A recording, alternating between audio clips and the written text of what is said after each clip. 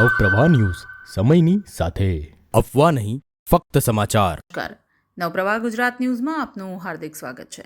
ડભોઈમાં Uma multi specialist હોસ્પિટલમાં doctor દ્વારા આયુષ્માન કાર્ડમાં મોટા કૌભાંડનો પર્દાફાશ.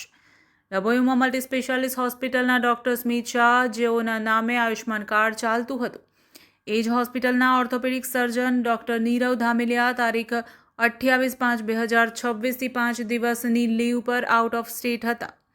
આ સમય દરમિયાન ડોક્ટર નીરવ ધામેલિયાના નામથી સર્જરી કરવામાં આવી હતી.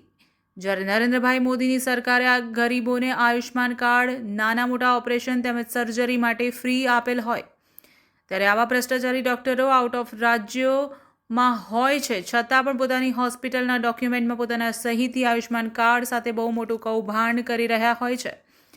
તો ક્યારે આ કૌભાંડનો પર્દાફાશ નવપ્રવાહ ગુજરાતની ટીમ દ્વારા તેમજ જય પરશુરામ ન્યૂઝની ટીમ દ્વારા મોટા કૌભાંડનો પર્દાફાશ કરવામાં આવ્યો છે.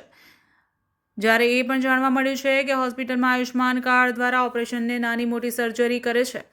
તેના માટે નિયમ છે કે ઓર્થોપેડિક ડૉક્ટર કે સર્જન ડૉક્ટર ઓછામાં ઓછા 6 થી 8 કલાક તેઓની હાજરી હોસ્પિટલમાં હોવી જરૂરી છે.